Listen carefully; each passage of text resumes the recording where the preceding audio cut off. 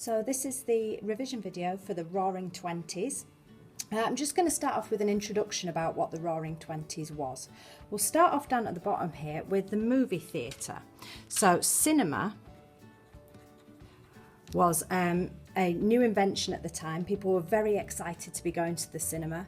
By 1930, 100 million Americans went to the movies every week. And there they got exposed to new fashions and new ways of living and new different parts of lifestyles. So they would have things like shorter dresses. They would see smoking. And they would have new heroes and heroines. This links in quite nicely to the development for women in the 1920s, especially in the Roaring Twenties, as you can see with this picture of flappers dancing. A really popular dance at the time was called the Charleston. And this links in well with the cinema because many people saw these kind of dances at the movies. Other forms of entertainment included sports. Over here we have a picture of baseball. And there were many stars of baseball, such as Babe Ruth. And the teams that they played for that became super famous were the New York Yankees and the Boston Red Sox.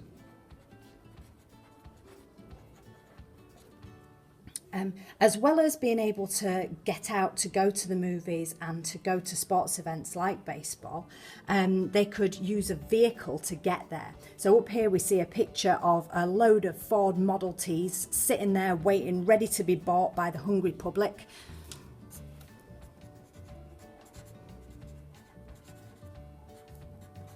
And they use these vehicles to be able to get to events such as baseball games, boxing matches,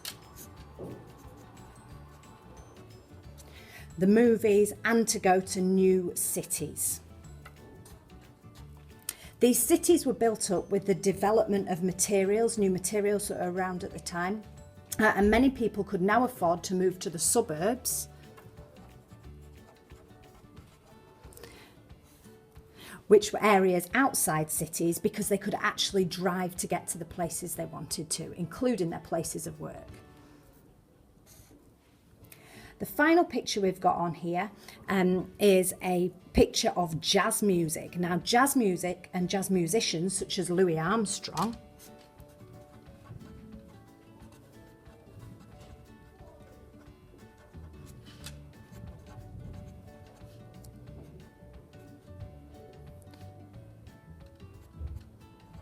there's some musical notes for you, just in case you don't know what jazz is. Became extremely popular, and this actually helped the integration of black musicians and black artists into society. Many of the black musicians moved north, fleeing the persecution that they'd faced in the south, and found a new lifestyle there in the cities where they could set up jazz clubs and become much more well integrated into society.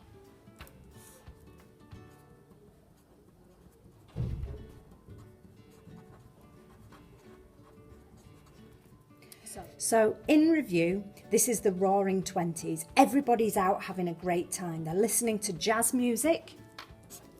They're dancing the Charleston. They're going to watch the New York Yankees. And they're doing this by travelling there in their Ford Model T. So the first area of the changes of the 1920s that we're going to look at is changes for women. Now there's two arguments for changes for women, and it's the question generally goes, how far did the lives of women change in the 1920s? We're going to look at how life changed and how life stayed the same.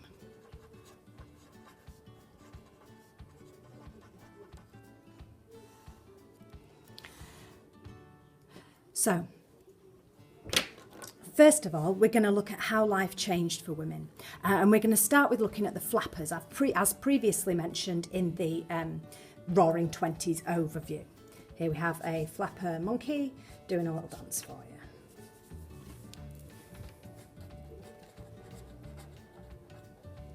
So, the way that life changed for flappers was that lots of young upper middle class women from urban areas got rid of the old traditional fashions and traditional ways of behaving.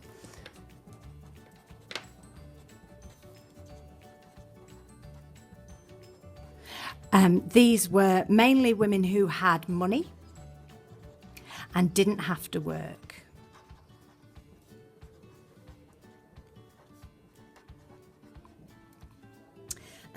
One way that life stayed the same for women was because of flappers as well.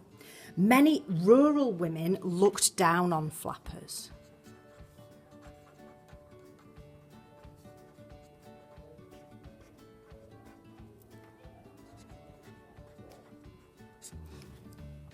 They believed that flappers were somehow immoral. They believed that they didn't behave decently and that they should behave like good traditional women who got married and had babies.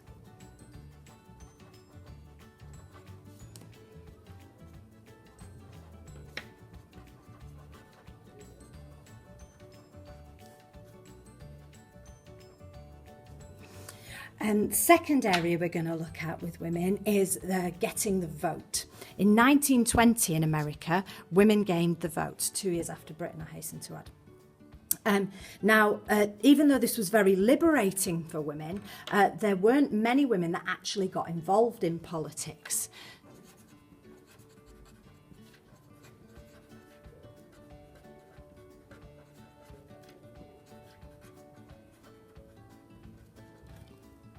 So although lots of women struggled to get the vote, and they finally got this right in 1920, it didn't make a massive difference, especially to women, you guessed it, living in rural areas. The final area we're going to look at is work. Now, work was a big area of change for women, especially with the boom in industry. So many women started to work in this area in jobs that were traditionally reserved for men. The trouble with this was that they weren't paid very much.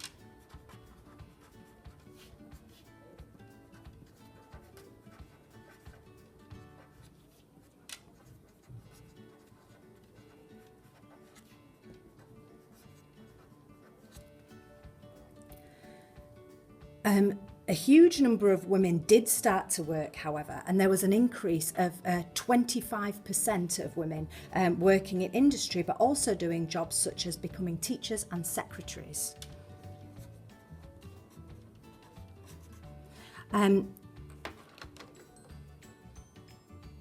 This still, however, wasn't very many women. And so there was still only a few younger women working in industry and working in areas such as teachers and secretaries. Many women still stayed in the home or worked on the farm. Yes, those rural women hit it again.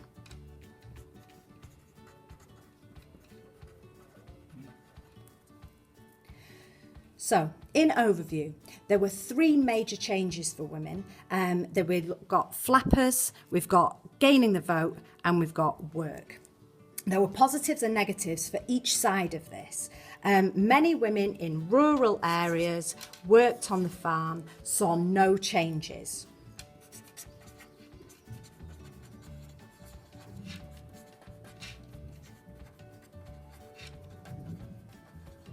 Boo.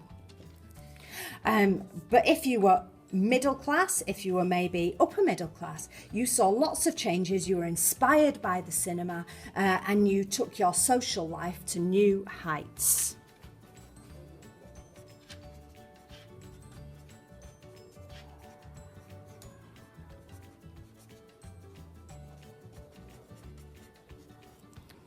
But only if you were upper middle class.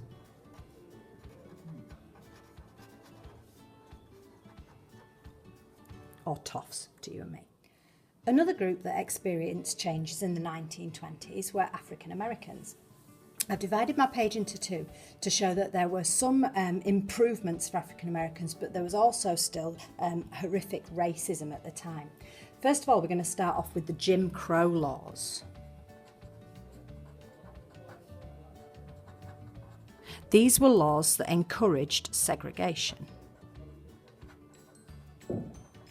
most especially in the South and the southern states where slavery had been an issue many years before.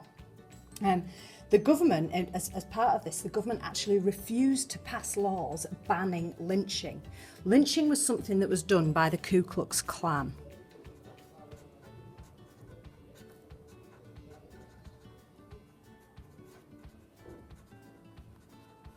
And was a way of punishing African Americans who they didn't believe were equal to them and shouldn't have equal rights to them. Many African Americans moved north, but even in the north, they ended up with low-paid jobs and inequality. However, it wasn't all doom and gloom for the African Americans. Many good things happened. There were lots of new role models, such as Jesse Owens. He was a sprinter who achieved marvellously well in the 1936 Olympics. There was also something known as the Harlem Renaissance.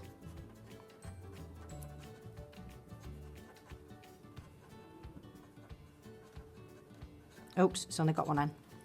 My mistake. There's also something known as the Harlem Renaissance, which is where many jazz singers, artists, poets, writers took artistic action to prove that they were well educated and worthy of being treated equally.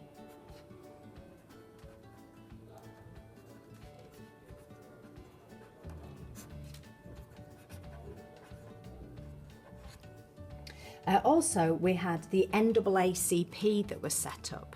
That was the National Association for the Advancement of Coloured People. That was set up in 1909 to campaign for equal rights.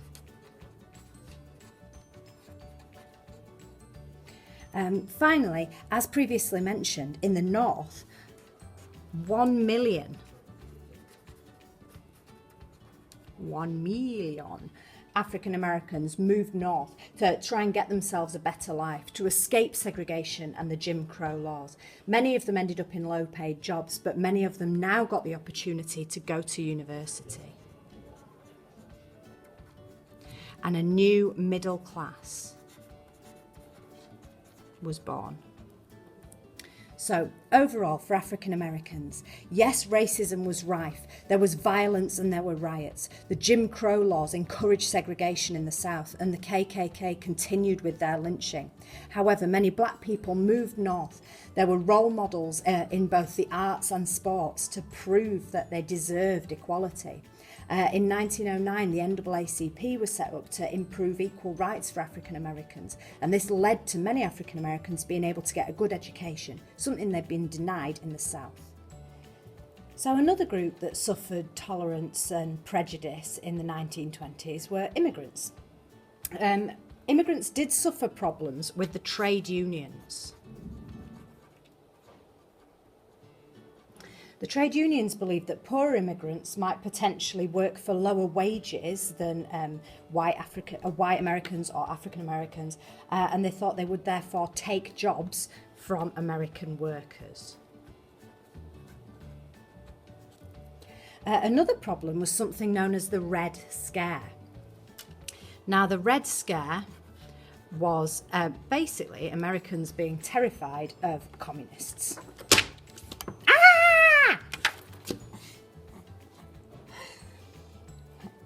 Sacco and Vandetti were two people who were cases of prejudice. They were wrongly accused of murder, and the judges didn't believe that they had appropriate alibis. They didn't believe the 107 witnesses that said that the defendants were elsewhere at the time. 107 witnesses. And the reason they didn't believe them is because they were Italian immigrants as well. So Sacco and Vanzetti were Italian immigrants, and so were the witnesses.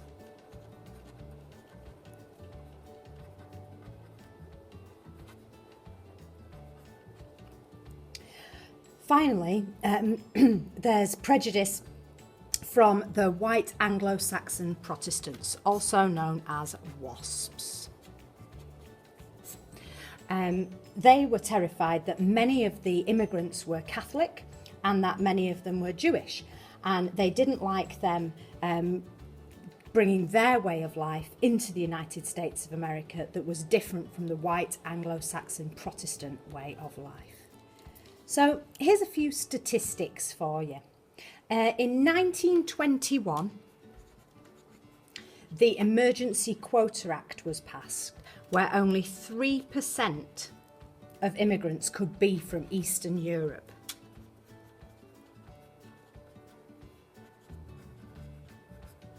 Eastern Europe being near Russia, where communism had just taken over. Also, in 1924, there was something called the Reed-Johnson Act.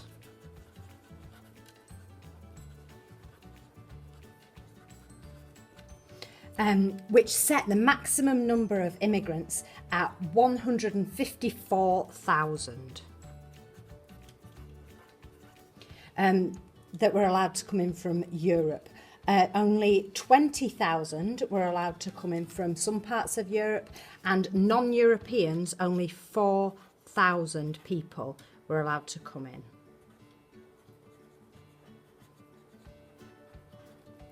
So, what was this communism that everybody was so scared of? Well, the American way of life was capitalist. So they were ruled by capitalists. That meant they wanted to make sure everybody looked after themselves. They didn't believe in the state interfering too much, whereas the communists believed that capitalism was wrong and the state should interfere more in people's lives. It was more about equality and everybody looking after each other, whereas the capitalists believed in rugged individualism, just like the Republican Party at the time. Capitalism is about making money for the individuals. Communism is about looking after everybody as part of the state. So the final part of the Roaring Twenties we're going to look at is Prohibition.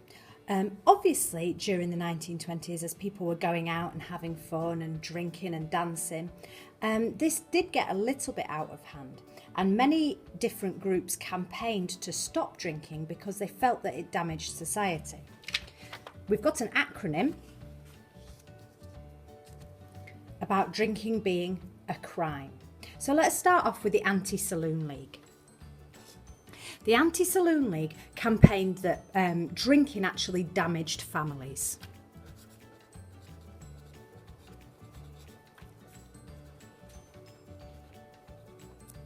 They said that it led men towards domestic violence and to neglect their families and spend all their money on drink rather than feeding and clothing their children.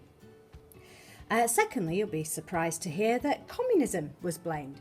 They actually believed that drinking could turn men into communists if they spent time discussing the politics of the world in bars rather than with their families.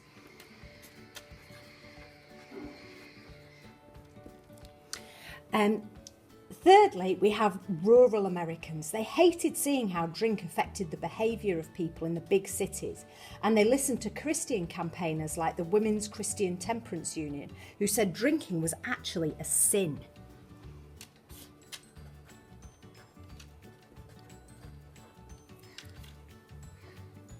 Next, we have isolationism.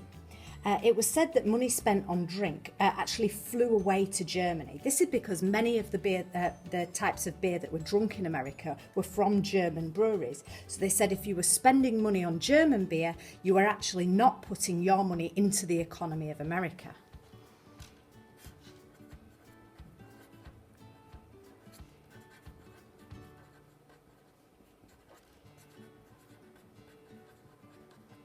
They thought this was unpatriotic, especially since the end of the Great War.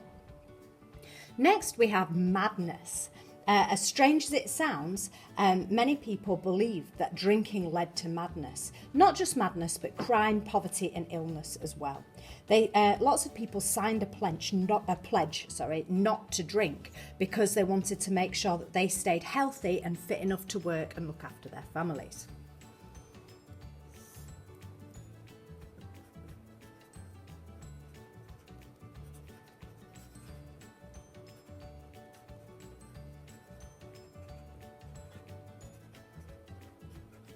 Now, this final point about fitness to work links in nicely with efficiency. Workers who drank were shown to be less efficient, and as a result, people believed that America would not produce as much in the factories.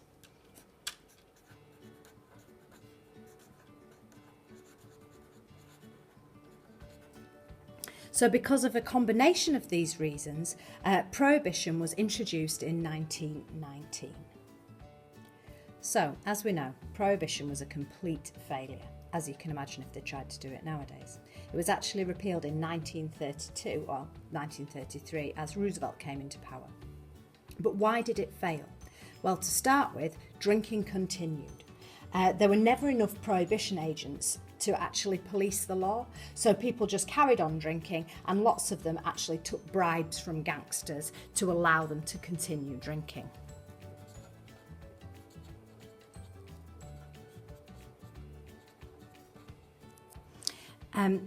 Secondly, there were some adverse effects. Moonshine, which was the illegally made alcohol, could often be very poor quality and could even kill people, like that dodgy vodka that you can buy from the corner shop.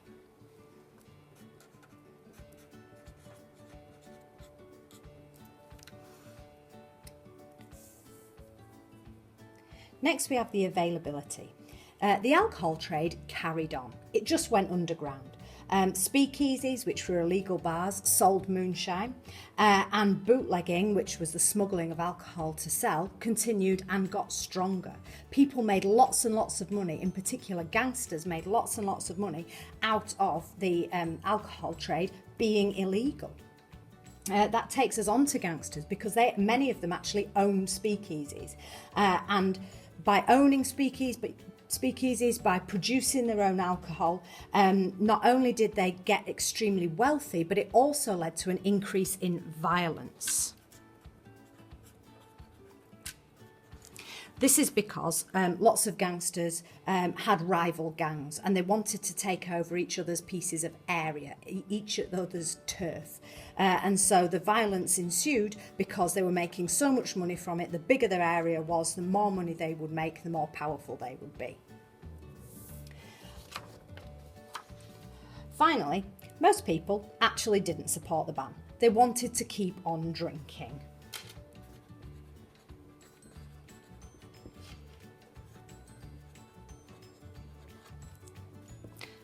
They weren't interested in stopping drinking, and so they didn't. Alcohol was still available, and so they carried on drinking. In the end, Prohibition was repealed in 1932-33. It was called the Volstead Act. So if you see that anywhere, that actually means prohibition. And this was repealed not only because it was a silly law and nobody wanted to actually obey it, but also because it was costing the economy a lot of money. People needed jobs, and work in the alcohol industry included barrel making, it included owning bars, it included brewing. Also, there was a lot of tax that you could get from selling alcohol. So it seemed ridiculous that when the country was in the grip of depression, that there was tax not being collected from the selling of alcohol. And this is why Roosevelt decided to repeal the Volstead Act when he came to power.